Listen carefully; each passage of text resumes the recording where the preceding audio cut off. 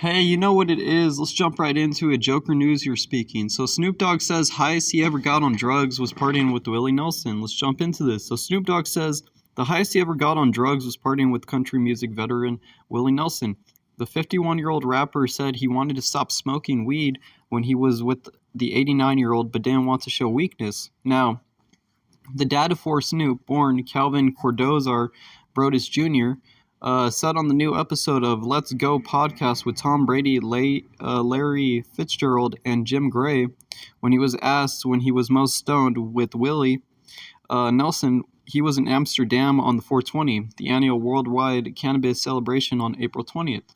And he was doing a concert out there, but he so happened to went back to his hotel room and he was playing dominoes with Willie.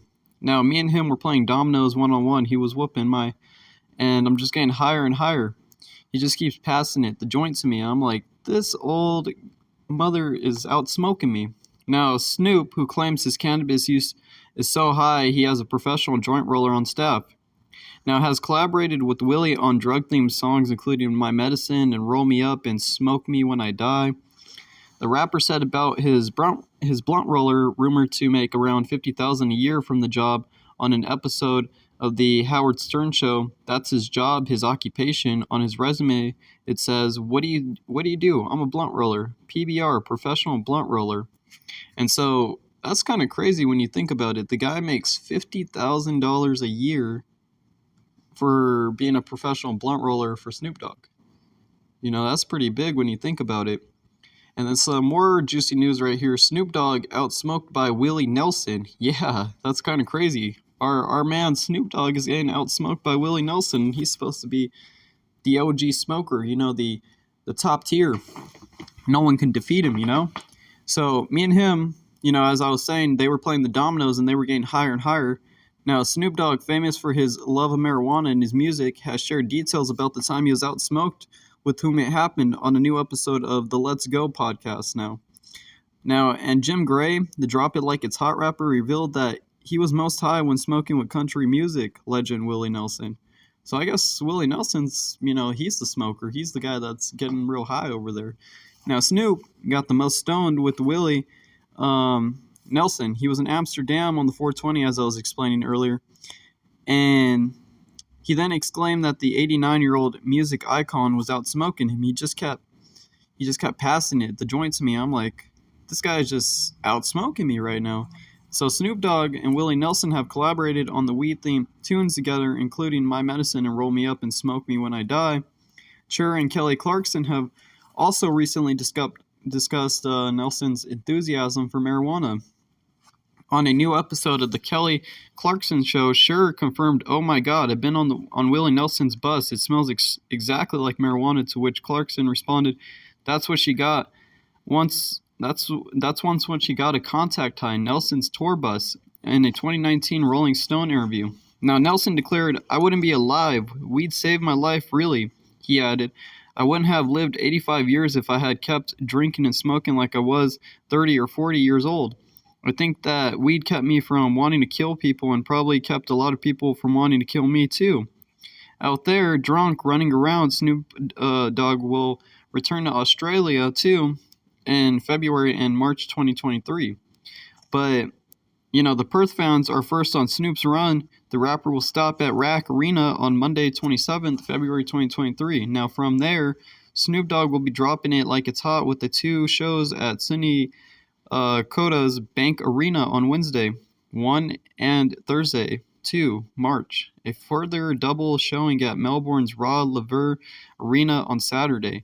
Now 4 and Sunday 5 March. And it ends his gigs at the Brisbane Entertainment Centre on Tuesday 7th of March. Now, Shiva Dura, photo inventor of the internet website, in general, the late American programmer Ray Tomlinson is widely recognized as the inventor of the email, as he initiated the first email program on the ARPANET, the predecessor to the Internet, in 1971.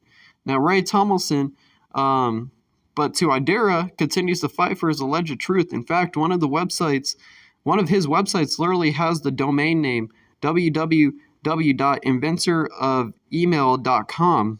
Now, a trip to the website is definitely educational to know more about this bizarre member of the Indian diaspora. There's justification on how this was the true email, unlike the one on the ARPANET, followed by the racist trolling that he has endured for his claim. Now, a screenshot taken from inventor of email.com, surprisingly, even America's most popular intellectual Noam Chomsky came to his defeat in a 2012 lecture to quote Chomsky, the efforts to belittle the innovation of a 14-year-old child should lead to reflection on the larger story of how power is gained, maintained, and expanded, and the need to encourage, not undermine, the capacities for creative inquiry that are widely shared and could flourish if recognized and given the support they deserve. So whether he did create the email or not, that's food for thought, but the world should probably be thinking about what Musk would be feeling about this. We have seen in the past few weeks how impulsive and bizarrely surprising the Tesla founder can be. Now, Snoop Dogg also jokes about the running for Twitter CEO. Rapper and full-time cannabis smoker Snoop Dogg is known for his satirical hot takes on social media. This time around, he was pulling Musk's leg by tweeting a similar poll asking, "Should I run Twitter?" And 81% of the people wanted Snoop Dogg to be on Twitter. They wanted him to run it. Only 19% of people said no. Now, the tweet was so iconic that even the official handle of the Guinness Book of World Records tweeted biggest yes ratio in a Twitter poll. YouTuber Mr. Beast can be a potential candidate with 122 million subscribers on YouTube. Jimmy Dawson is a successful YouTuber popularly known as Mr. Beast. Can I be the new Twitter CEO? Now, on December 23rd, Mr. Beast too expressed his interest in running the Bluebird as he tweeted, "Can I be the new Twitter CEO?" To this, Musk replied, "If it's not out of the question, who else is in the race?" Posting an image of the glasses worn by the Matrix Morpheus with the shades reflecting him taking both the red and the blue pill. Matt Swider also announced his interest in serving as the Twitter CEO. You know, it's just so many people want to go into this. Now, for the unacquainted, Swider went on the list out his achievements as gained 1 million followers, helping people by buying PS5s and fought Twitter bots and scams more than you can imagine. Now, Grammy-winning DJ Swivel, Beyonce's personal audio recording engineer, tagged K-pop group BTS's Twitter handle, tweeting that they should be joint CEOs with Musk. While surprisingly, personalities like Kanye West and Donald Trump didn't have a comment, both of them are anyway not on Twitter. Donald Trump shared a few news posts announcing him as Musk's successor in Twitter. Now, the eldest child of Donald and Ivana Trump still tweeted, "This is unfortunately fake news, but would definitely be lit as AF," followed by a barrage of fire emojis. So, what about the actual Twitter CEO? Well, last we checked, Elon Musk was still the chief at Twitter, waiting for the time he finds someone foolish enough to become the Twitter CEO, is what he calls it. He says somebody that is foolish enough, but he wants somebody that's competent enough is what he's also saying. It's kind of interesting, his views on it, but you guys let me know in the comments below. This is just some interesting news that's just about to spiral out of control and just get even more, crazier. But hey, hit that like and subscribe. Thanks for watching.